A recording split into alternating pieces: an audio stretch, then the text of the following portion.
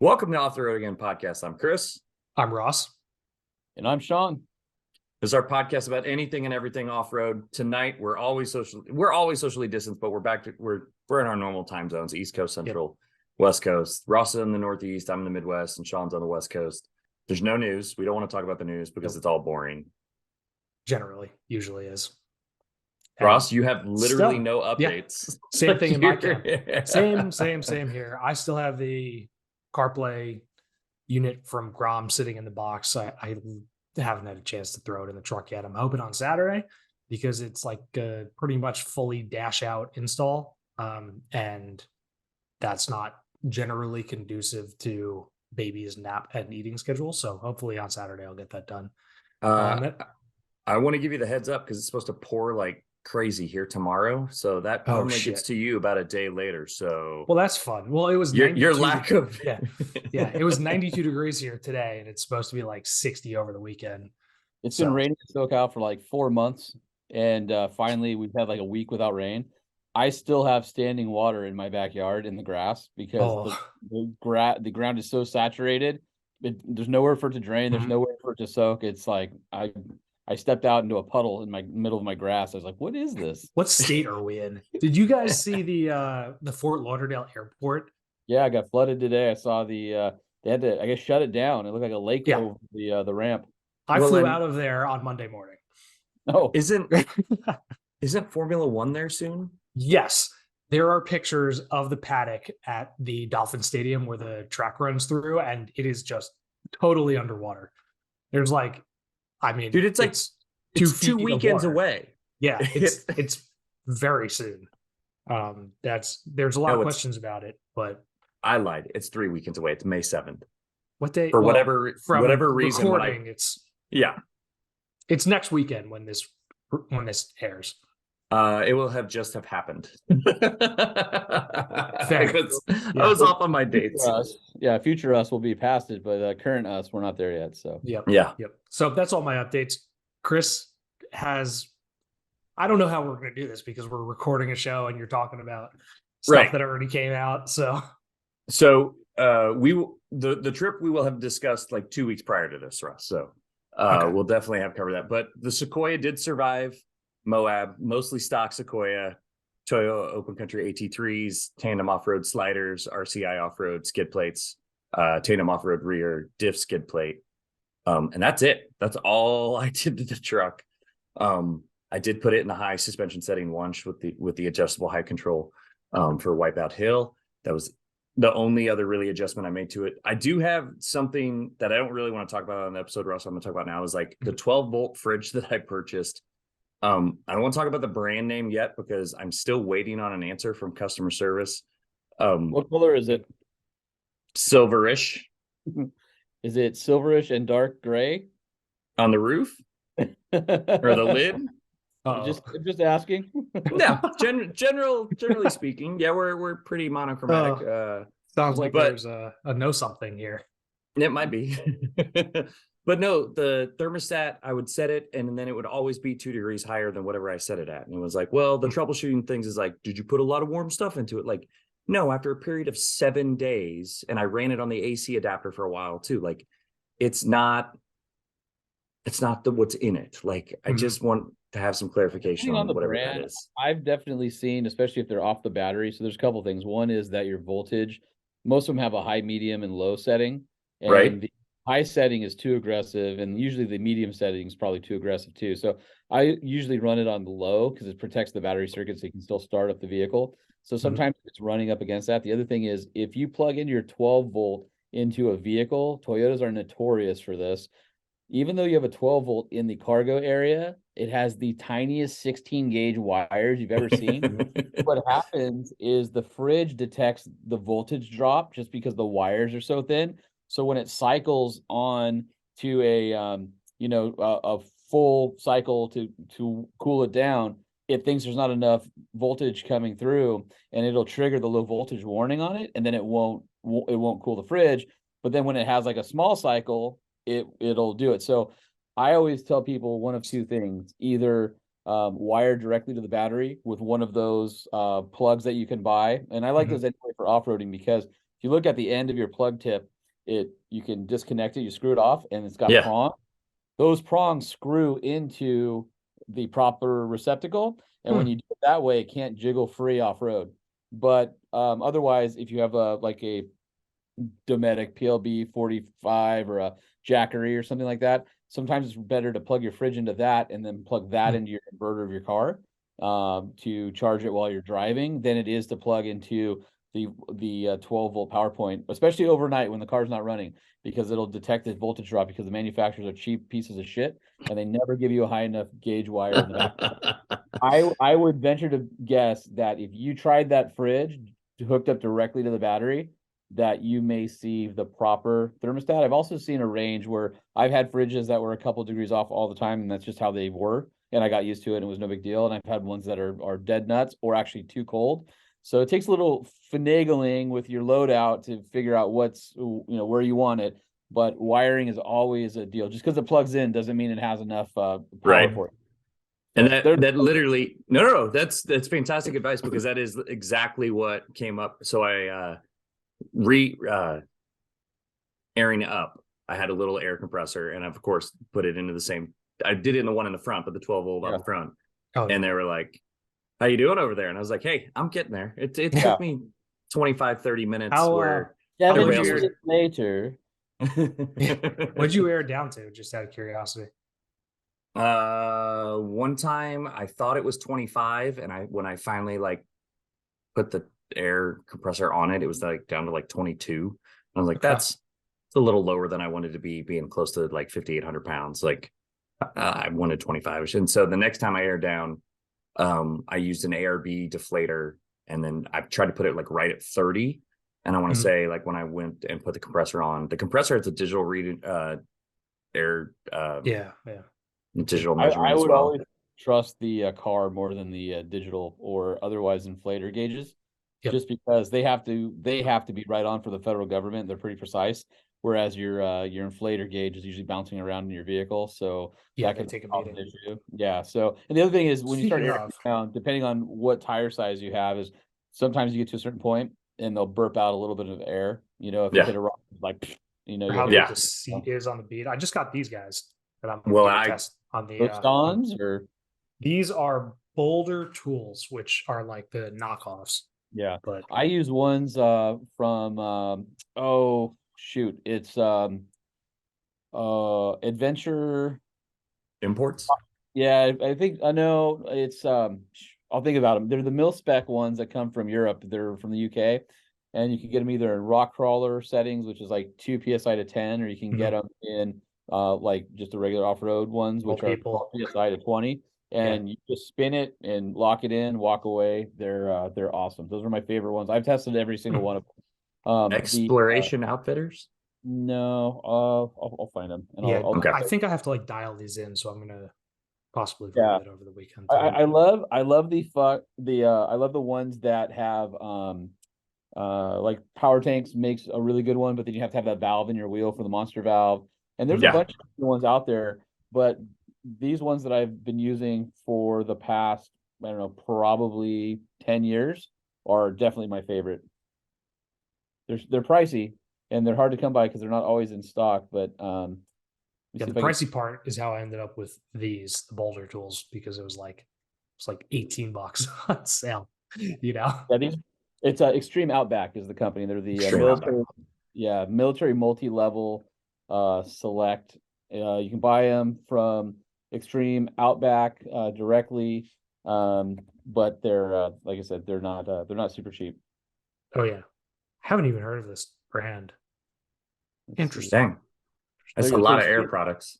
Extreme Outback. If you guys want to check that out, is where I get my my deflators from. They're like $100 each. I got 2 of them, and but I've had them for 10 years, and they're freaking amazing. I love that they have something called the no loss tire caps, just because I lose those things all the time. Oh yeah, they've got the little thing, and the other nice thing is, most of those tire caps have a seal at the end of it, so even if you were to get a rock or something in your valve stem, it'll keep air from leaking out, which is nice to have.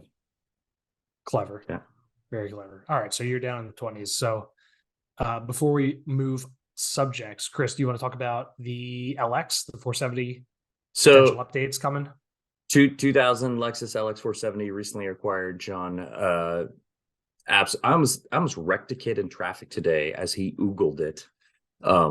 He literally, we were at a stoplight where the straight lane's the right lane, the left turn lane is obviously the left turn lane, and the light went green, and he did not have an arrow, and I started forward, and he was still looking at me, so he went with me as he went like out into traffic, and I was like, dude, stop, like, just pay attention to driving first. But like, it's not often with the stuff that I drive that there's somebody like trying to snap pictures out of their rear view mirror or whatever, and he would definitely, the LX was definitely on his radar today. So we're approved to hunt for a step. It does have an Ironman 4x4 2-inch lift kit on it, so it's a little taller. My wife is a little shorter. She was like, we need something. I'm tired of like heaving myself into this thing or jumping into it. The jump, yeah, and it's got a little bit of an Say that again, Sean. Just tell her it'll keep her young. Wives really like when you take their concerns and then give them a reason why they should not be concerned about it. Trust me, works perfectly every time. Twice, I can tell you all the truth. It's like, I'm pretty sure you know. Yeah. But no, I am hunting for a slider that'll have a little bit of step on it, and then probably looking at skids just in case. After Moab, I feel like I want skids forever. Like I just need more skids in my mind. I don't want to be one of those guys that's like, no, I'll just lift it more. Like, just go ahead and put the protection underneath, and then you don't have to worry about it. They're not that heavy anymore. So that's all of my updates. It's really kind of boring. But Sean's with us, and we've been trying to do this for close to 2 months now. Getting Sean on the show. Right. I've had a busy start to the year, so you've been all over the place, and some of that comes on the tail end of some career changes on your end. The demise of the four-wheeler term and the new beginnings that you have. So why don't you tell us about that a little bit, and then kind of, I want to hear about the Nissan trip and whatnot. So yeah, give us some updates. The last time you were on, it was a little different. Yeah, a lot different. So I was at Four Wheeler just about 20 years, and they made the decision at the end of last year that they were going to discontinue the magazine, and some of us got jettisoned, and others of us got reassigned to other places inside the company, and I was one of the ones who was out. So I had to kind of figure out. I already had a kind of a little bit of a plan in place of what I wanted to do. And I will say that Motor Trend was extremely gracious in the exit for me. They gave me time. It wasn't, a lot of companies these days perp walk somebody out, but they recognized the value that I brought to the company for 20 years. And I had a few months because they actually wanted me to help wind down the business and do some other things. So kudos to them for being super professional about it, and actually making the whole process, it sucks. You're somewhere for 20 years and they make a business decision, and you're have to deal with the consequences of it. But it was as smooth as possible. And as part of that, I took ownership of the Truck Show podcast, which we're now going into I think is our 6th season. We just signed Nissan as our presenting sponsor, so that's great news. We've got a bunch of great companies signed on throughout the year. Bilstein, Onyx Off-Road, Banks Power, Hellwig, just a bunch of great brands that were willing to say, hey, I know you're on your own. We're going to continue that ride with you. So that's been great. The biggest change was I spent the first 6 weeks of the year building the room I'm in now, which is the pod shed. So without a home at Motor Trend to record, there were very few options. And so we looked at the third, single side of my garage. We looked at an extra bedroom, all that kind of stuff. And there's my friend Rich who did all the drywall. But we just got to a point where I'm like, none of that makes sense. I got the on-air light. In fact, it's on right now. That tells my girls that I'm recording, so don't come running out in the backyard. It's better than the hotel do not disturb tags. Yeah, right. And it's better than the extra bedroom upstairs where you can hear everybody running around yelling and all that kind of stuff. Yeah, I need your laundry downstairs. It's like back in the day when you'd be on AOL and your mom would pick up the phone. You know, come on, again. We were just talking about that. I need the internet. I need the phone. Yeah. So started with a 10 by 12 tough shed building. Those guys were awesome to deal with. And then we did, as you see, we got acoustic panels behind us. A little bit messy right now, but we did this cool cork ceiling, and we'll give you a quick tour. So we've got a Sony 42-inch TV. We've got a Dr. Pepper fridge and a Nice. printer. Some of the gifts from our guests there. The American flag was a gift from one of our listeners, and got this cool acoustic curtain for when we're recording. So it basically blocks out the echo, and then you roll it up. So I've got a window with a screen and all that. And then back on this side over here, got our whiteboard reminding us of stuff to do, and we've got a bunch of bourbon there, and it's a 4-mic setup, so we have 4 people total in here at once. Jay gifted the podcast studio the traction off sign is kind of like a, hey, we're on our own, we don't have to really listen to anybody else. And then we got a Rode Procaster 2 board over there, which we invested in. So really, for me going out on my own, I borrowed a lot of money from me. So I got to start putting myself back. But I was fortunate enough to be in a position where we could build out the studio, and the acoustics are great in it. We're adding I got a mini split that we're installing probably tomorrow or Saturday.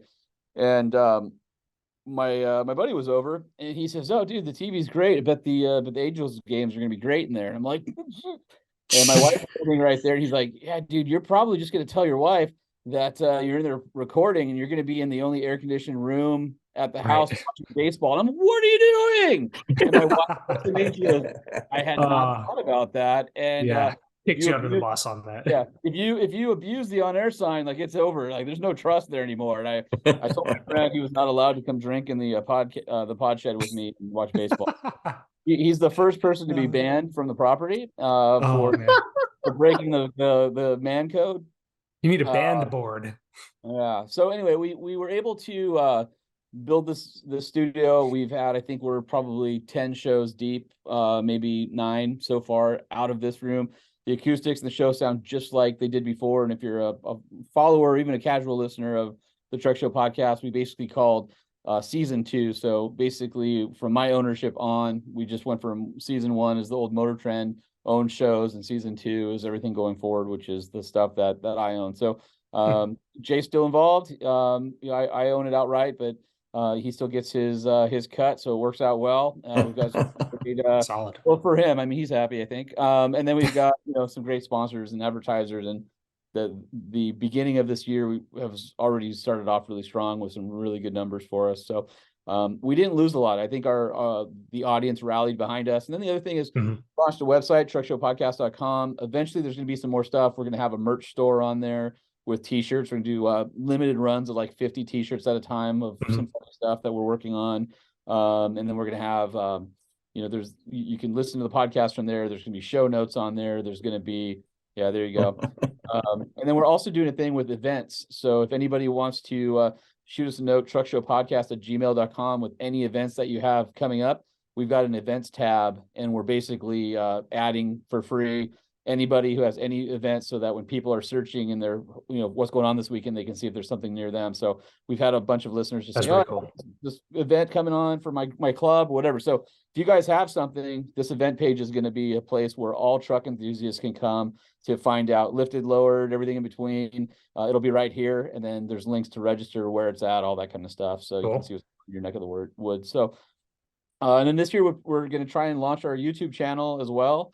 So it's not going to be the full episodes or anything. We're going to do some more behind the scenes. We're working on a project truck for this year that we'll do video on. And I think what we'll probably end up doing is those who come in studio will videotape just the main interview portion, and then everything else will be audio. So it'll be like, hey, watch the 30-minute interview with so-and-so. If you want to hear the rest, downloads here. And that way it doesn't cannibalize our audio feed, because that's where most of our people hang out. So just a lot of changes with the podcast, but all good. And we're super, super excited for the future. I mean, this year looks really bright. And if I can figure out how to, clone myself and make some more time in the day, I think I'll be really good. If only. So two things on that. The first of which is, can you tell us about the project truck? Because I'm sure everybody's going to be curious if you can. We haven't gotten it set in stone yet, but there's a certain manufacturer that's our presenting sponsor, and a underserved mid-sized truck in the aftermarket, and we want to show how with bolt-ons and quality products with partners that we already have, how you can build one of those up to be a really competent weekend warrior, to be able to go and explore on the weekends with something that's still very drivable and efficient around town. So we're working on that. You can put those pieces together. So yeah. If you happen to talk to this manufacturer, can you ask them why the steering is so heavy in this particular underserved mid-sized truck? I can tell you why the steering is heavy, because the chief engineer likes steering feel and precision over boost. And I personally think, especially in the full-size trucks, the steering's a little bit heavy for my taste. You get used to it, but it's just the way that their particular people like to tune it. They like, coming from sports cars, that real precise tune, that road feel, and they felt that too much boost masks it. But I actually kind of wouldn't mind a little more steering boost. But I've asked that question before because I feel the same way. Okay. Yeah. Well, glad that we're on the same page about this particular unmentioned manufacturer. Absolutely. Next part of this is, can you tell us about, and in correspondence with this manufacturer, the other side of things that you've started doing since the Motor Trend departure, the adventures. The name of the company is Use for Adventure. Use for Adventure. So basically, the way it's set up is Truck Famous LLC is what owns the podcast. It's a disassociated, what they call a disregarded entity. It ladders up to Use for Adventure Incorporated, which is my S corp. So that kind of owns everything, and so everything I do gets paid into that, and that's what I'll take my paycheck from. So that's kind of. Listen, I don't. The only reason I bring that up is because people don't realize how hard it is to start a business, and it's freaking nuts. Like all the things you have to do.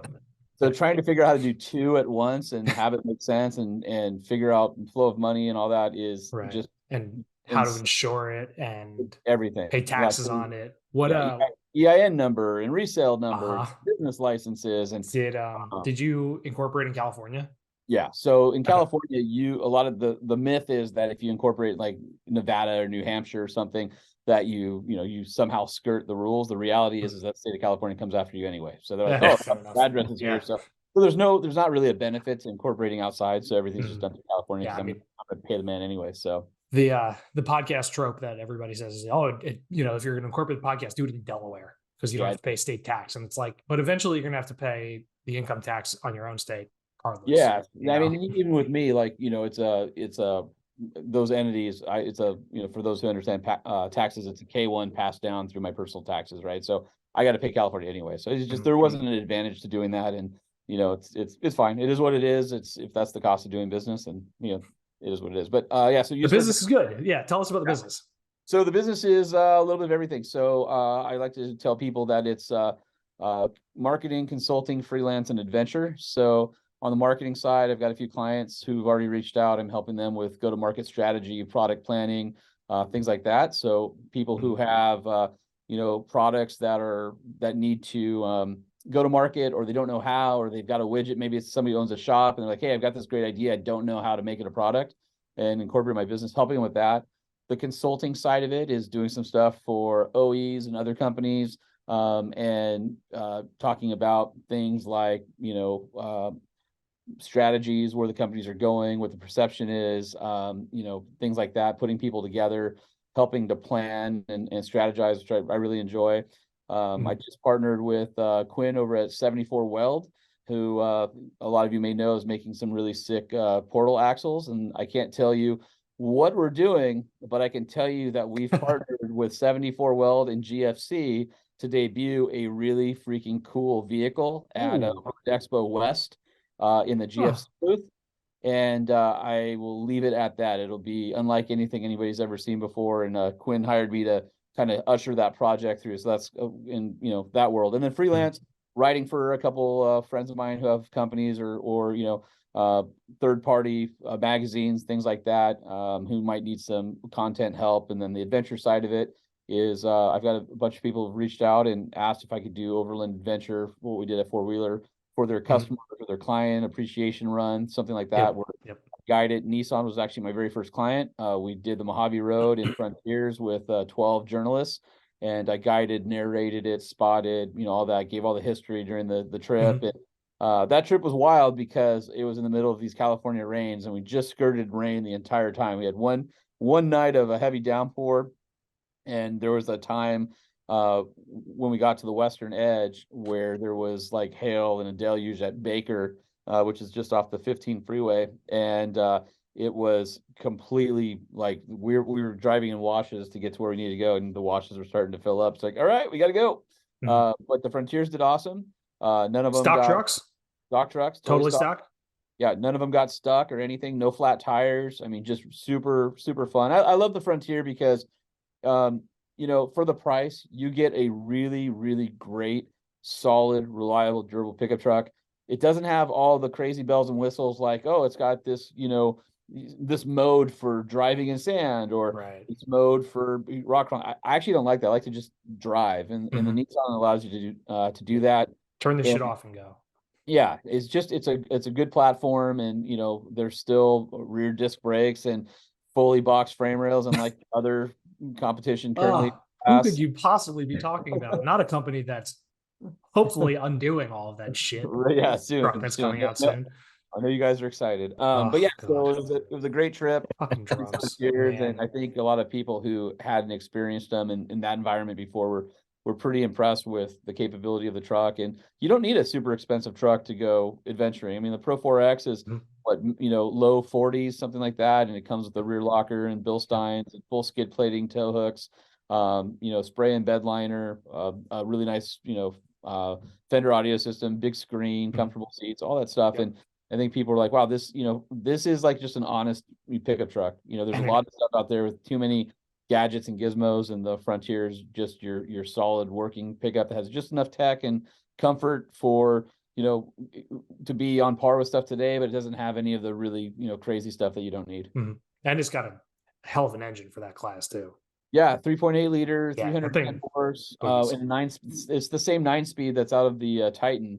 So, you know, the 9-speed should be totally overbuilt. It's fantastic, super fuel efficient. I mean, you know, mid-20s on the highway, and that 9-speed allows for really low first gear, so it crawls pretty nicely, and it's got a good brake traction control system on it. So if you're not into the locker, you can get up to a lot of places with the brake traction control system. And it just works well. It's just a nice, like I said, it's nice on a pickup truck, and it's something that you know, I'm looking forward to potentially doing a little bit, you know, more with it. Yep. I honestly really like the Frontier. I put, oh God, Chris, what did we say? It was like 775 miles on one? Something like that. Yeah, it was a lot. I only averaged like 21, but in all fairness, I was towing 3,000 pounds for part of it. And you know, well, the other thing is running, I can't think how high highway speeds. Yeah. But it's all day long, 75, 80 miles an hour. It's so quiet and comfortable. I would venture to say it's as quiet as a Nissan Titan XD Platinum Reserve, which has the laminated glass and all that.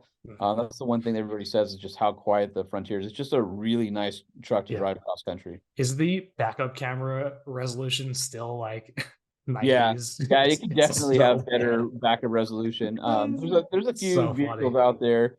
Some of the Jeeps are like that, where it's like, you know, guys, come on, you know, you put a little nicer camera back here. But speaking of Jeeps, did you pre-run this route in the 392 or?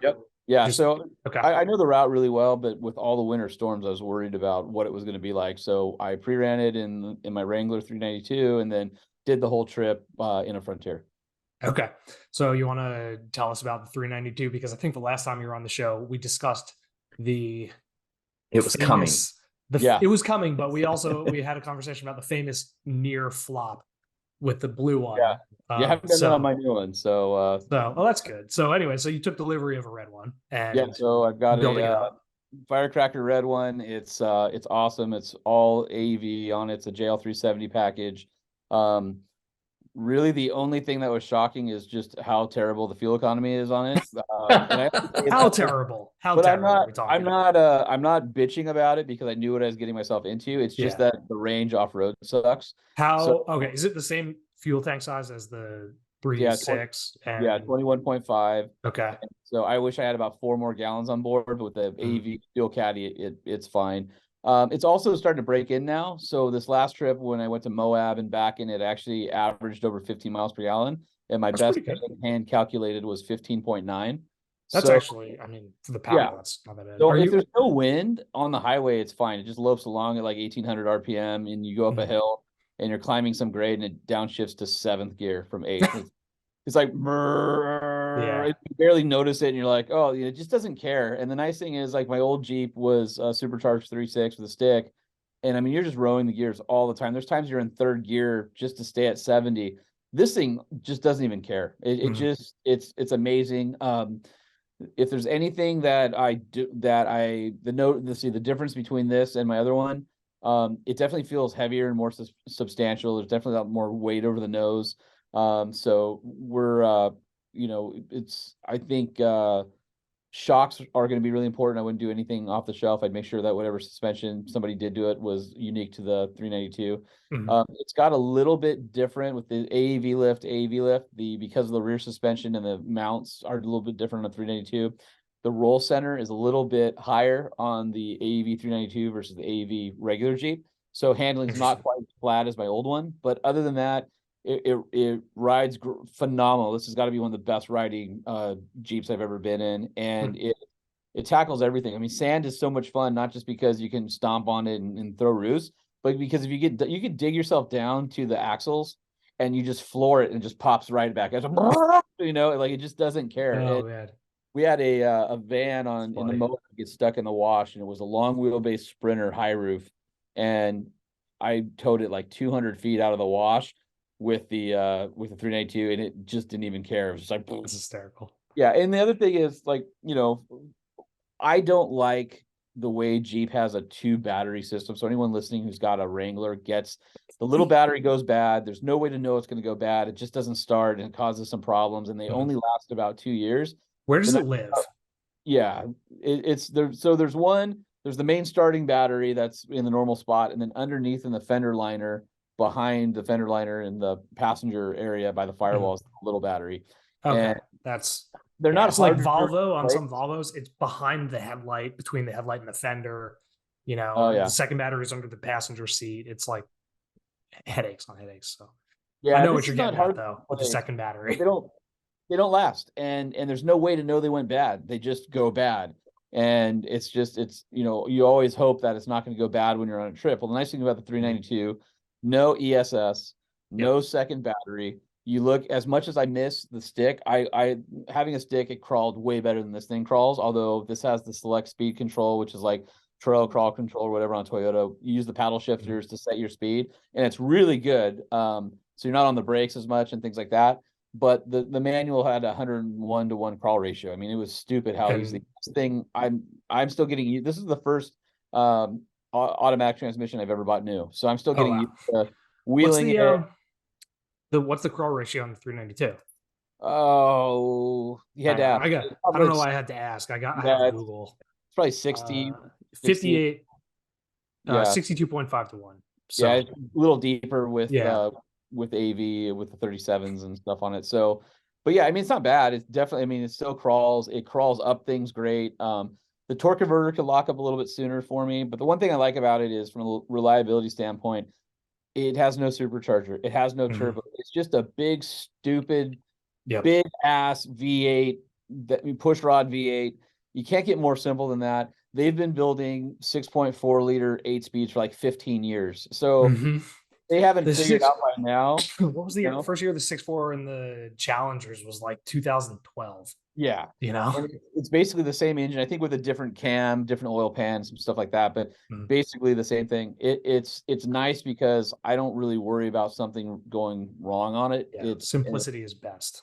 Yeah. So for me, I go out and I'll do a 400-mile trip. Reliability is huge for me.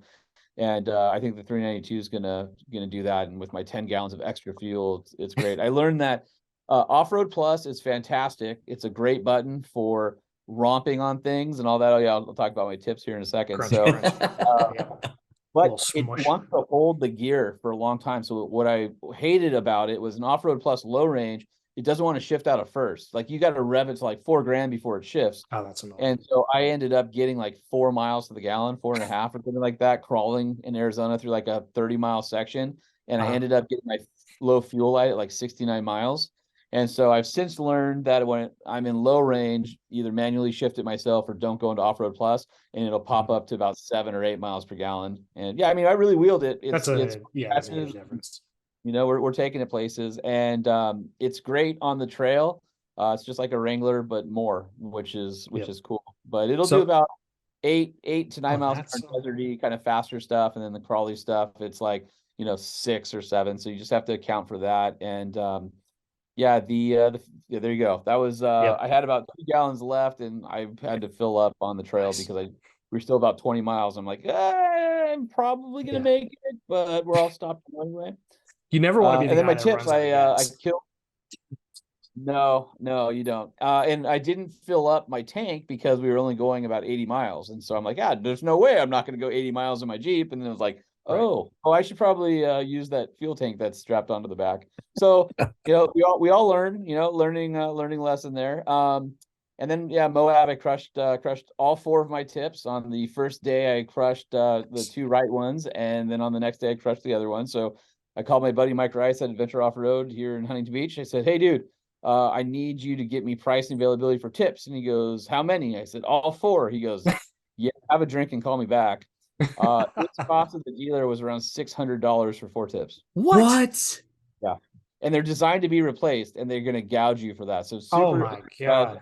With Jeep, and they're, $600 for replacing your tip. Rich Wadis at Magnaflow had offered a while back to do an exhaust. I went, I'm going to keep stock for a while. Let me see. So I, at the Moab vendor row, I sheepishly walked up to him with my head hanging down. He goes, yeah, I saw your post. I know why you're. Is it the Magnaflow like overlander system where it relocates the tips up and moves the muffler higher and out of the way? So they've got their rock system that has the tailpipes high, but you lose the button. And I use the button all the time because this thing is obnoxious.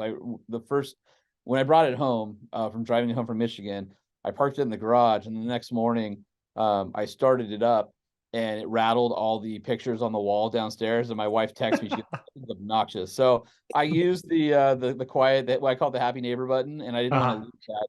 But on the Magnaflow system, it's got 5 mufflers. There's 2 Heimholz, 2 inline mufflers, and the one in the back. And what's nice about it is it cancels out the drone. The stock exhaust, as amazing as it is for stock exhaust, has a few holes where you can catch drone, and it's a little bit annoying, especially when it goes into 4-cylinder mode and you can hear that tone. Magnaflow canceled a lot of that out, and then their tips are closer to the center and then higher. So they should be better than the Jeep tips in as far as departure angle goes. It should be probably, I'm guessing it'll be 15 or 20% louder in the loud side of it, but without the resonance frequency on the on the highway and 4-cylinder mode. So I think it's going to be overall a good mod. I was trying to avoid it, but I'll also tell you, when I got it 470 horsepower, felt absolutely ridiculous. Now that I'm used to it, it's just like, it could be 550, I'd be fine, right? And it's like, I could be a little louder here, I'd be fine. The best part is it's ridiculous. I mean, the thing just sounds ridiculous. I had 2 dudes pull up next to me. It was a Mustang and Camaro, like revving on each other. So I'm like, I want to be in this fight. So I slide in, I hit my bumper, or my button is like, rah, rah, rah, rah, rah, rah, rah. And these dudes are looking around like, what's making all that noise? Light scream. I totally keep up with them. They're like both looking over at me like, well, what's this dude doing? And then I boned out of it, proved my point. I hit the button, and I go back to quiet mode. And it's like they're making all sorts of noise down the street. And here's the stupid slow Jeep. Don't mind me. Right. Who's getting pulled over out of that group? Oh, for sure. I'm like, no, not me, officer. Maybe red, but it's slow. So it's pretty rad. There are times where I'll hit the button, and it's fun to watch people start looking around for what's making that sound. And I've told this story in our podcast, but I'm embarrassed to admit it. I was driving home from Michigan. I'm somewhere in middle America, and I'm thinking, you know what? I'm going to grab myself some Cracker Barrel while I'm out here, because it's Cracker Barrel on the road. And I go and have my Cracker Barrel, and I go to walk outside. I'm not looking, I'm just fumbling with my keys in my pocket. I hit the remote start, and I look up, and at the exact moment my Jeep is starting, there's a lady, like a senior citizen lady, walking behind it, It looked like somebody shot her from a sniper rifle at 1,000 yards. And I did everything I could to grab my keys to try and shut it off. I'm like, Yeah. I'm sorry. So like the ridiculous amount of power you wield with an exhaust like this is. Oh man, I had a Dude. moment like that when I had the Escalade V for a week. I remote started it, not knowing my wife was gonna walk around the side of the car with our, I think at that point, 6-month-old daughter. I was like, no. oh no. But if you push on Uh-oh. lock before the yeah. Anyways, It's like, slow it down. yeah. I'll tell you That, a funny thing is nice. the exhaust tips, right? So they're normally pointed down. And apparently with them pointed up, the condensation doesn't leave as easily. So now when I do exhaust start, it shoots water out of it if it's been sitting for a little while, which is super hilarious. Nice. Are the tips replaceable on the MagnaFlow one? Not on the MagnaFlow one. So we're gonna pray to Oh, God that those suckers are high and yeah. tight, closer together like the picture shows. And it's funny because everybody's like, well, you can get an exhaust skid. I would refuse to get a freaking exhaust skid. I will not get an exhaust skid. They're so ugly. It's so stupid. Like I rather just go buy a new muffler from MagnaFlow or have some new tips welded on than go pay for an extra hunk of metal that's gonna hang off the back. The reality is on this build, I've learned a lot about building JLs, and even though I have more power than I've ever had, I'm really trying to keep my range up and get back to lightweighting. I honestly feel like the next trend in off-roading, especially for overlanding, is lighter stuff and not bringing everything, right? Because most people are camping for 4 or 5 days in the same spot. Most people are overlanding, they're camping one night. And to pack up all the crap and realize what you need and you don't need, you could probably, I would challenge every person listening to this podcast, you could probably get 20% lighter by just going through your stuff and Xing out stuff you don't need. 100%. And I mean, the day-to-day aspect of that is one thing, but you take it off road and, lighter means less wear on tires and brakes and, driveline components and suspension, and it's, I go through my truck every once in a while for a trip and I'm like, how did this even get in here? It's like, or I've been looking for this. Why would I have put it here or whatever? But it's or that to the point now where, I usually carry extra stuff anyway because I lead a lot of them. So I always have a full tool bag. I always have a full recovery bag. I always have a full first aid kit with me. So those things are always going to be with me. So I'm already right there, 50 pounds heavier than probably most people who are out with me. And I'm just trying to really, like I love GFC. I love my rooftop tent, but I've just been shift podding it so far because I can't find a Wrangler rack that I'm super satisfied with. And as much as I loved having rooftop tent, this shift pod, being insulated and dark and everything, it's really great for sleeping. So far so good. I'm probably just going to keep running the shift pod mini because it's been great so far. Yeah. Speaking of weight, you're running 37-inch KM3s? Yep. How are they working out? Great. I had KO2s on the old Jeep and never had a problem. But I was starting to, it's funny that when I got the old Jeep, I'm like, I'm nowhere near going to jump in and do stuff as deep as I did on the, on my old JK. And then the JL's so capable, I started doing more and I was like, well, I'll get KM3s. So the KM3s, I haven't had one flat in 100,000 miles on those tires between 2 or 3 vehicles, maybe 4. I've had great luck with them. They've got nice road manners. They're not very loud. And they're just phenomenal in the sand or, just about anywhere else. Out in the Mojave Desert, where I spent a lot of my time exploring, they've been great. And so I decided when we did this AEV build, I had my choice between the KO2s and the KM3s. And I'm like, let's just do KM3 because that extra rubber on the sidewall, resists. There's a lot of things like cactus and stuff like that. That's pretty sharp out there. And you never know. Going through mines, there's always, old concrete you miss or foundation or a rusty bolt, and the KM3s just have that much extra, puncture resistance, and they've proven to be a great tire for the desert Southwest. They're what, 37 by 12.5? Yeah, 37, 1250 on 17s.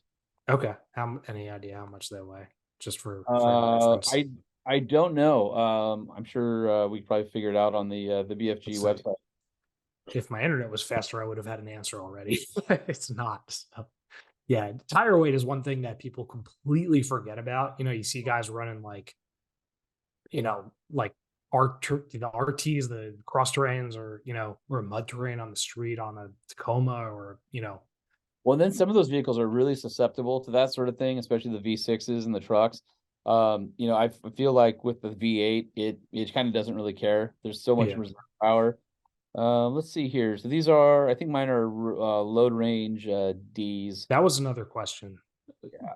Because of the weight of the 392, the truck's probably what, like 5,200 pounds? Yeah, somewhere there. 50, What? I'd say probably 53, 54. It's got Okay. the nice thing about the 392 is I got an XR, so it's already it's already re-geared from the factory. So 456s, which I think that on the XR, Jeep actually geared it short on purpose, knowing a lot of people would put 37s on it, because 456 37s on the Jeep are absolutely perfect. Like If you can get into eighth gear and stay in eighth gear on the highway, then you're you're set. it cruises in eighth gear, no problem. I mean, on the way to Moab, I was in eighth gear for 90% of the time, and once you get to Utah, where the speeds are 75 or 80, it cruises all day, and it just doesn't care. It motors. So 456s are great, and then I like the little fender lip extensions. I think those are cool. Yeah. So BFG's website says 77.5 a tire. That sounds about right. Yeah. So that's pretty good and meaty, but it's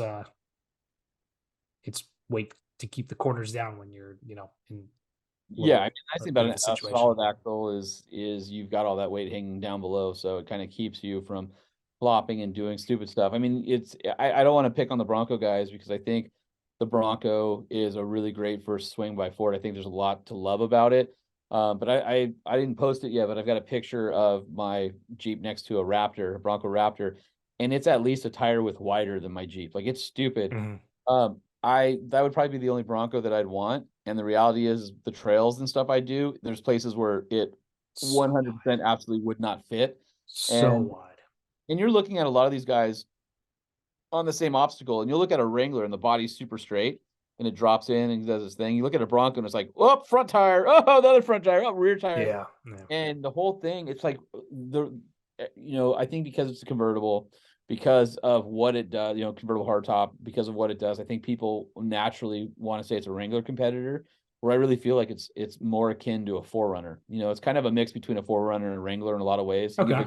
Sizes and stuff, but there's a lot of people who don't know how to wheel IFS, and it's a completely different thing, especially when you have a lot of droop in the front. So as much as I like the package, and then you look at the Raptor is for the Bronco, it's like 1,000 or 1,100 pounds more than a standard Bronco. And even with the 400 plus horse 3-liter V6, it's still 0 to 60 is like 7 seconds. 0 to 60 on mine was 4.5. I mean, it's just the drivability of getting on a freeway or passing somebody, or just cruising along and somebody wants to cut you off, so you close up the hole. Like, not only does it frighten people because it's so explosive, it'll go from quiet mode, you don't have to push the button. If you go wide open throttle, it just opens the valves. The amount of speed that it can do at highway when you stomp on it, and how violent the bark that comes out when you romp on the throttle it literally startles people. Like, I've watched cars go like that, and it's I don't know. You drive a slow vehicle, and I'm partial. I love Land Cruiser 80s, and I've driven slow Jeeps forever. To have something that has that kind of power, you drive completely different. I had a TRX for a year, and that thing, people just leave you alone. And with the 392, nobody knows it's a 392, and then once you kind of like scare them, they go, oh yeah, I'm gonna leave that guy alone. And it's just you can drive a lot more offensively than defensively, because you've got the power to do it. Right. You're aggressively defensive. Yeah, there you go. Right. The untrained eye doesn't know what it is, versus the untrained eye sees a Bronco Raptor with those huge flares and is like, Rubbermaid flares. Yeah. What's that? The Rubbermaid flares. The rubber. Yeah. The 55-gallon garbage can top flares. It's not my favorite part of that. I was not impressed. And then all the kind of boy racer, the vent insert on it and stuff. I mean, it's kind of silly and cartoony. Whereas, I don't know, there's the interior. I like the interior and the Wrangler better. And there's just something about the Wrangler. It's still classic. It's not trying to be anything it isn't. Like, it's an unbroken chain from 1941 of every evolution. There's never not been a Jeep, in that body style Whereas, you know, Ford's trying to reinvent it by putting on a Ranger chassis, IFS, changing the proportions of it a little bit. You know, one of the classic things about a Jeep, why it has such a long nose, is because the front axle is moved out because it has to be ahead of the oil pan in order to clear and let it articulate. So there's a certain natural look to a Wrangler with that two-box design and that long nose with the wheels pushed way forward. Of course, it's for approach angle as well. But that's really hard to replicate in anything else. You know, the Bronco's got kind of a squattier nose on it. It doesn't have to worry about it because the IFS can be right under the engine, and you lose some of those classic proportions a little bit, I think. And there's just something when I see them together, like I like the Bronco two-door. I think that's the more pure of the two. The four-door really messy around the B and C pillar, and then where the upkick is on the door. Like I think they could have cleaned that up some. And where the roof has to do the job the roof is supposed to do.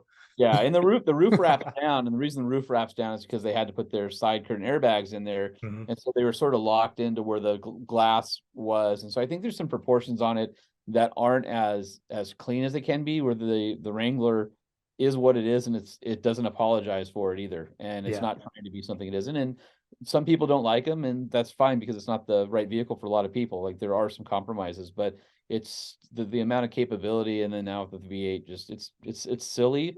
But there's never a time that you aren't smiling when you drive that thing. Like it's just fun all the time. Curious to hear your thoughts on the topic of Bronco versus Wrangler and also just the lineage of Wrangler. So Jeep just launched the 2024 and gets side curtain airbags for the first time ever. And I mean, the other, big highlights are a stubbier grill, 7-slot grill is stubbier, and the big infotainment screen. Those are the huge highlights visually, and then beefier axles, waterproof drivers or power seat, and a locker for the Willies, and what else? I think that evolutionary design, they asked for more on it than what I think they got. Some people say the grill looks like a Renegade. I think it depends on what it is. I actually really like the grill, and if you look on a 392, that's a Sahara there, so that's more of like, I want to be a G-Wagon. That's a 4xe Sahara, so definitely I want to be definitely the bougie around town car. But if you look at it on a 392 or 4xe Rubicon, I think it looks great. I kind of like it. I'm halfway tempted to throw one on mine, mostly because there's additional airflow in it, and so it is functional. With the AEV bumper and stuff, the additional airflow is not going to hurt me by having that. So I'm halfway thinking about that. The full float rear is pretty interesting. So it's still a 44, but if you look at it, there you go. If you look at it, that was great. It had a 3,500 pound tow rating. Everybody's like, well, dude, it could tow way more than that. And lots of people did tow way more than that. The problem was the gross axle weight rating wasn't high enough to get more than a 3,500 pound tow rating. So by moving to a full float 44 in the back, they were able to get that gross axle weight rating up. And that's why I can tow 5,000 pounds now. That makes sense. I think that's great, especially for the V8 guys who need to tow more because the vehicle's certainly capable of it. And the Bronco's got a 5,000 rating for the so it's good. Perfect example where a competition is good, whether it's tech or features or functionality. Jeep had wanted to do a lot of this stuff before, and basically were shot down saying, no, there's no competition. You guys own the space, blah, blah, blah. When Bronco came in, the product planners were able to push some stuff through that they've been wanting to do for a while. And so it's good for competition. It's good for both sides. The new interior is phenomenal. Way higher quality than the Ford. The Ford is very creaky and everything moves on. All the grab handles move on it. The integration. I knew the screen was coming. I thought it was going to be a 10.4 or 10.5, whatever, like the Grand Cherokee has. I didn't realize it was going all the way to the 12.3. Yeah, it stretches like a third of the dashboard. But the way they've integrated it is really tasteful. It looks really nice. It looks really premium, and that, along with the power seats, that screen has been designed that you can get it wet and it won't have a problem. And then the other thing is it's very visible in direct sunlight. So if the top's off, so they did a lot of work to make sure that screen could be read in sunlight. And I got in that interior, and I'll tell you, I was a little bit jealous. It's like, wow, because I knew it was coming. And I'm like, no, I didn't know whether 392 was coming for 24, and I was like a 50-50. And I just didn't want to miss the opportunity. So I'm super glad that I got mine. And I still love the 23 interior. but that 24 is nice. He also did a instead of a 2 mic array, it now has a 7 mic array. So for Bluetooth and things like that, it's a lot easier to hear somebody. There's more noise cancellation in it. They redid the. You'll be able to have a conversation via Bluetooth on the highway. What? What, are you driving your Jeep? Yeah. Yeah. What did you say that? There you go. It's just really nicely done. It does have great. a few Bronco Ford Raptor things like that little silver on the right-hand side of the dash. If you notice, there's one above the screen. There's also one on the left, and there's one down below. That was supposed to be a nod at the compass. Yeah, exactly. At a compass, north, south, east, west. I think there's some other competitors that have a similar little accent there. But I there's certain things on mine, like I run my iPad, and there's no more bolt for the passenger grab handle anymore that you can put in a ball there for a ram mount. And so somebody will come up with something. Yeah. But it's just going to take a little bit of time. So I was able to outfit mine and bring a lot of products over from my 20 into the 23. And I'm not somebody who flips vehicles. Like, I'll have this one for a long time. The only reason I got the 392 is I had the opportunity to get it. Yeah. And it's phenomenal. Like, I'm glad I did it. There's nothing about my setup where I'm like, man, I really wish I stuck. I haven't looked back. It's amazing. Thing just works great. Yeah. What do you think about them offering an 8,000-pound winch? Yeah, so having a winch from the factory is cool. I mean, I don't know why they didn't do it sooner. And if you look at the way Bronco integrates a winch, like on the Everglades, the package, I think it is, it's so ugly. It's like a tray that sticks out. It's not integrated. It's just it's plopped on a piece of steel up front. And you look at the Wrangler, it's completely integrated into the front bumper, and it looks good. And obviously worn, it works. It's a great winch. I mean, they've like I said, they've done a lot of things that are right, that are just incremental upgrades, but that's really gonna make it a more pleasurable vehicle for a lot of people. I think they even have a premium sound deadening package to make it a little bit quieter in it now too. And yeah, I mean, that looks so ugly to me. That looks like the movable winches that you can take off and put it on the rear hitch or whatever. Exactly. Yeah. The other thing is, if you've seen how Bronco mounts the license plate, they mounted exactly where that worn winch is. It's on it looks horrible. So I don't know where in somewhere that requires a front plate, how you would run it with that. Where on the Jeep, it's no problem. Yep. I'm still trying to figure out a front plate mount for my bumper and winch situation. So no, I want to pick your brain about the 8,000-pound part of the winch, because Warren sent me my winch to test and review and everything, and Andy and I went back and forth, and we decided on a 12,000-pound winch because the Lexus is like 5,600 pounds stock plus all the crap, and 1.5 is the general rule. Rule of thumb is 1.5. So if you figure a non 392 is right around 5,100 pounds, maybe 52, something like that. So if you do the calculation of 5,200 pounds times 1.5, it's 7,800 pounds. So technically, you're right within there. I was going to Andy send me a 12 on mine, but it was back ordered when AEV built it. So we ended up just doing a Xeon 10S, which is fine. I've never had a problem with a 10 on a Wrangler.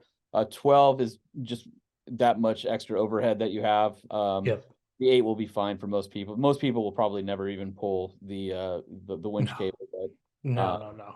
Most people won't know how to properly use it, let alone so the GVWR on the 392 is 6,100.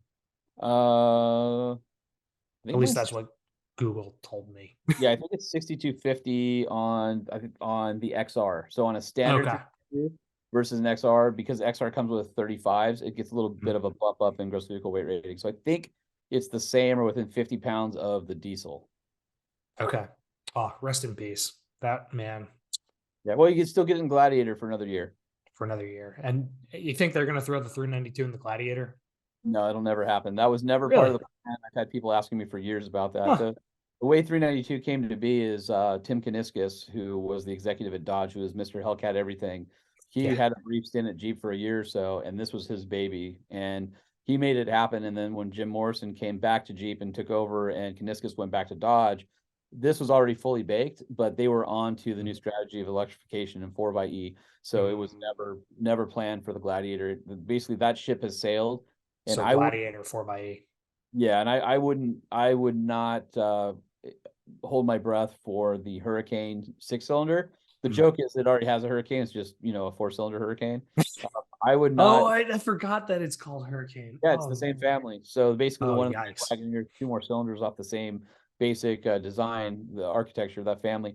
But the problem is to do the cooling stack for the turbos, the intercooler, and everything, you would have to add several inches to the engine bay, and I think it would be too much work and really throw the proportions of the Wrangler off. So I don't know if my guess is 25, 4xe probably becomes the top dog. But who knows? I will tell you, I've got a 4xe Grand Cherokee. My wife, it's her car.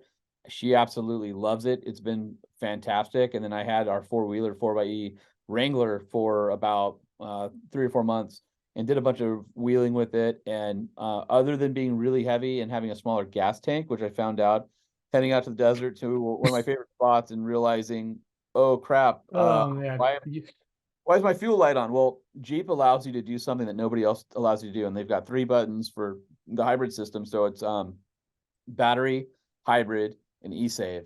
And so hybrid is basically the basic mode it starts up with, where it prioritizes battery and then just acts like a typical non-plug-in hybrid. Once the battery charge is gone, then you have battery only. So like if you're trying to sneak in like a panther to your neighborhood late at night after drinking and smoking with the boys, you just hit that and you roll into the driveway. No real world use for that at all.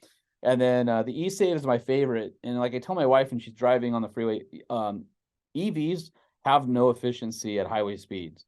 All the EV efficiency comes from around town. That's where it makes the most sense. So I'm like, when you get on the highway, just hit e-save and let the, your steady state on the freeway, you're basically charging the batteries at that point and not using them unless you jump into high, wide open throttle to pass somebody.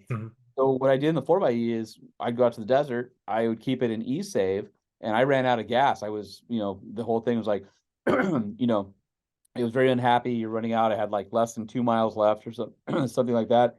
Excuse me.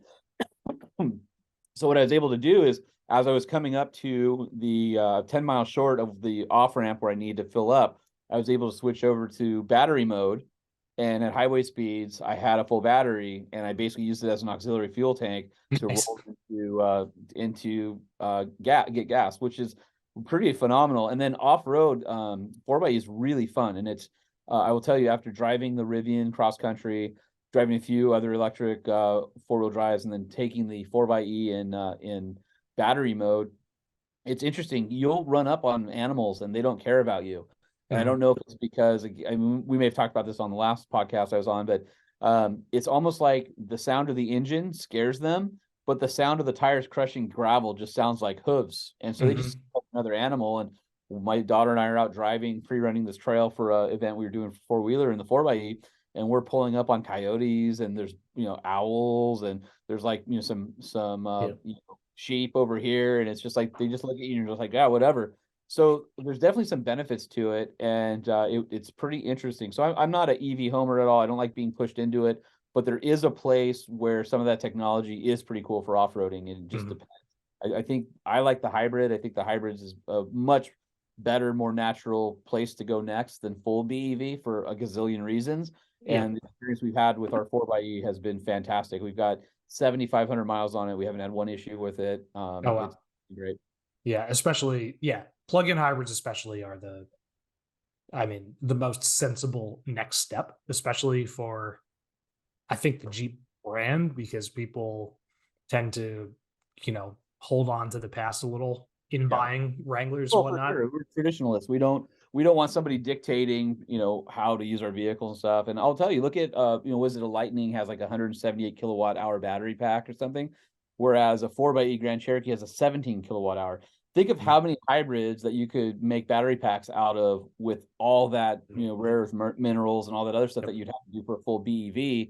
And you still have the best of both worlds. You still have, we could still take that car to Colorado tomorrow, and it would be great. And we still, if you're on highway with no battery, you still get regen braking. So from a maintenance standpoint, is you're not as hard on your brakes because it's going back into the battery. And it's a heavy car, and I like having something with mass. If they were to get into an accident or something like that, like it's a pretty heavy car. So I think there's a lot of benefit to the hybrids. And so far, my experience of owning one has been great. My experience of wheeling the 4xe has been great. And I like to tease people and tell them that I'm carbon neutral because I've got a hybrid in my driveway sharing with the 392. So. Yeah, the antithesis of the 392 is the hybrid and EV. Listen, I'm doing my part. Okay, I'm a V8 guy, but I've got that over there. So I do think that that once the 392 meets its demise, the sweet spot in the Wrangler lineup, now that it's got side curtain airbags and all that stuff, is going to be a Rubicon 392.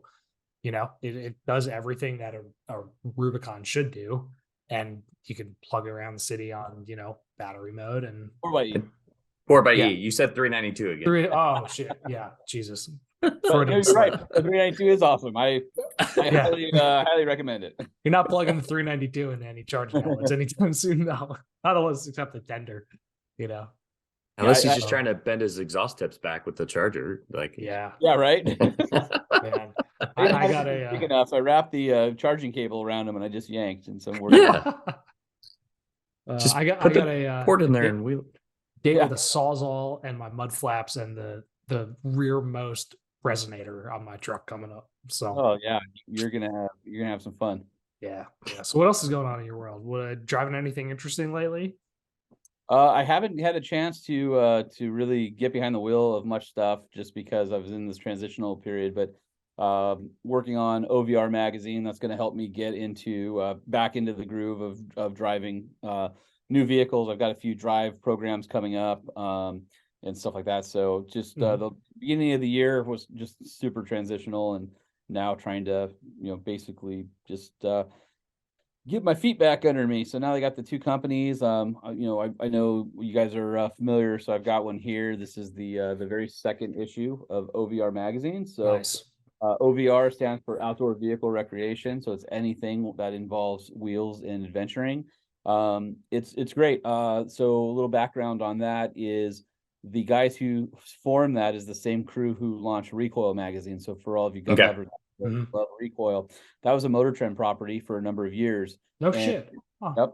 And so when Recoil got sold, Mark Hahn, who started Recoil along with Howard Lim, they moved on with the company, and Mark Hahn was there 14 years running Recoil. Well, it got sold again, and Mark Hahn left, and he's been working on OVR for years now. And we launched in January. He came, he's been asking me for 3 years now, 2.5, 3 years, to come join the team over there. And I'm like, I love your idea. I think it's awesome, but I really like a steady paycheck. So I can't do it right now. And so when he found out that I was leaving 4-wheeler, he called me. He's like, you ready to talk yet? And I was like, all right, I'm ready. But I told him, listen, I don't want to run a magazine. I don't want a full-time job there. I've got other stuff and other interests I'm pursuing.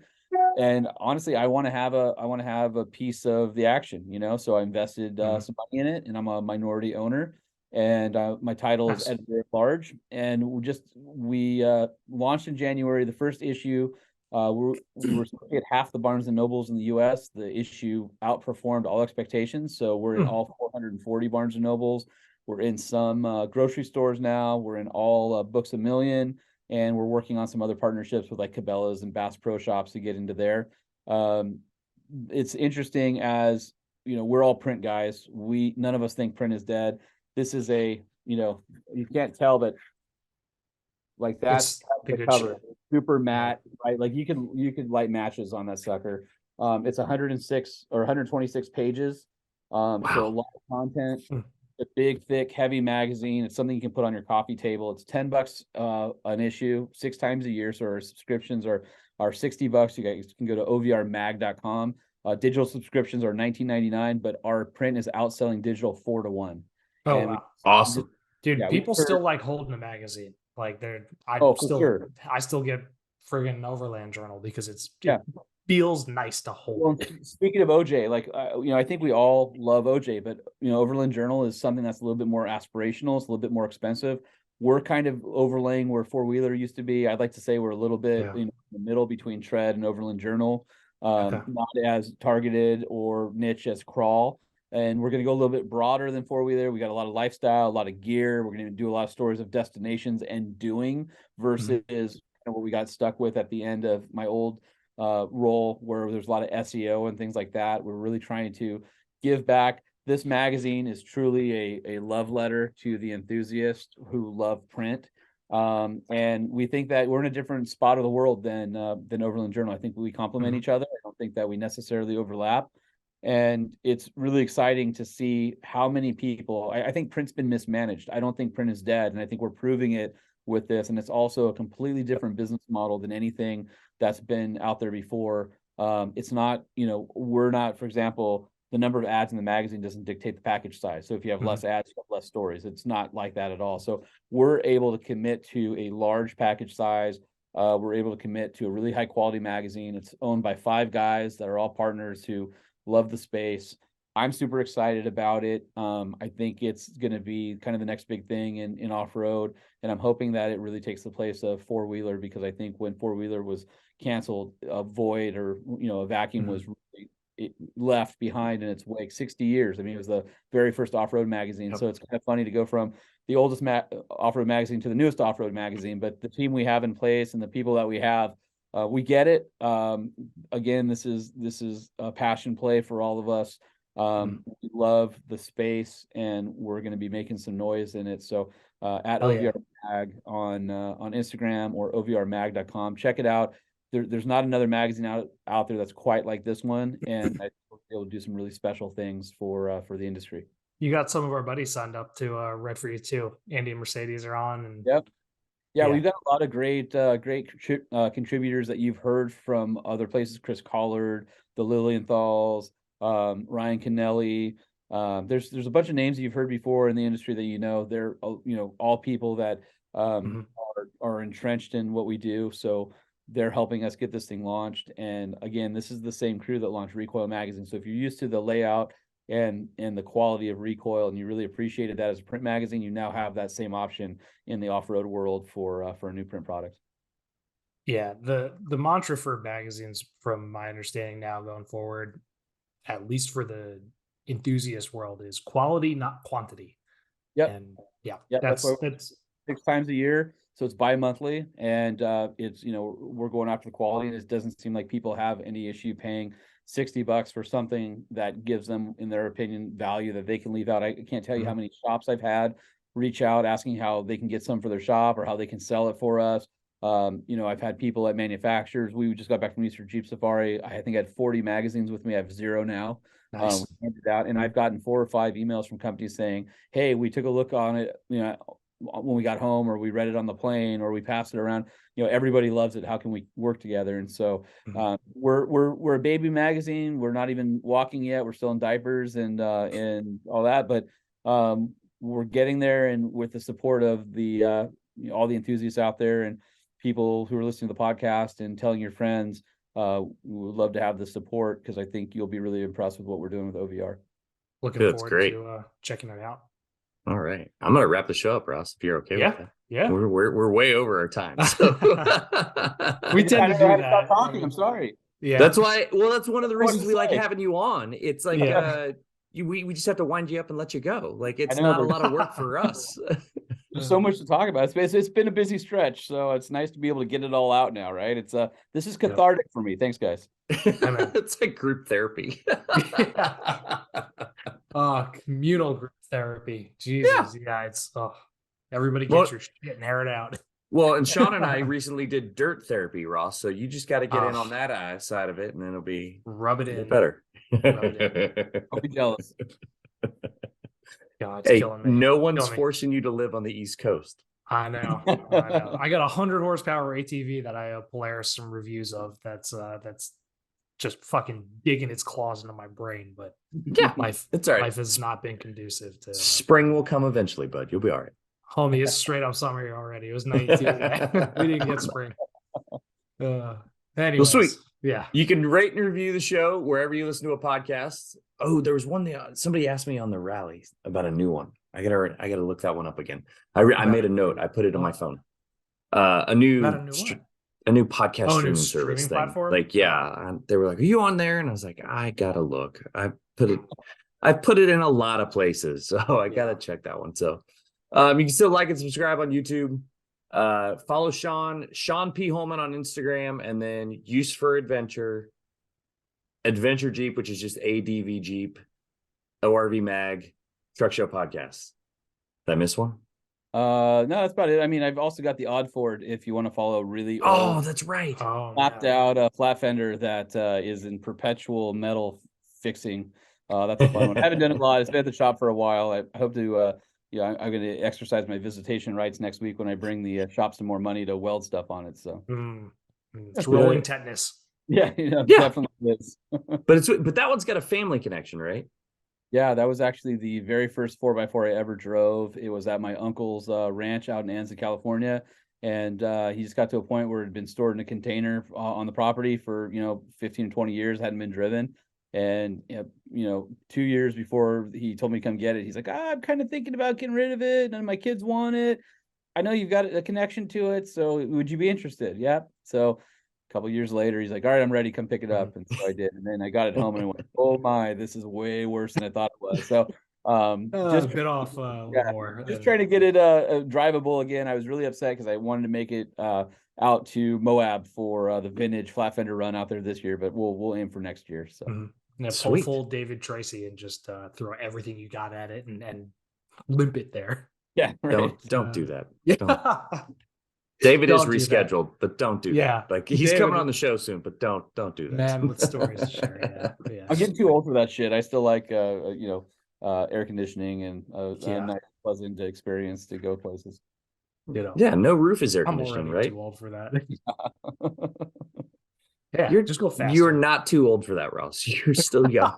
You're still very young. Hey, on the quads, AC just means going faster. So right, exactly.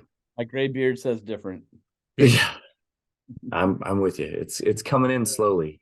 Yeah. I'll wake up one morning and it'll be mostly gray. You go, what the hell happened? Nobody told me.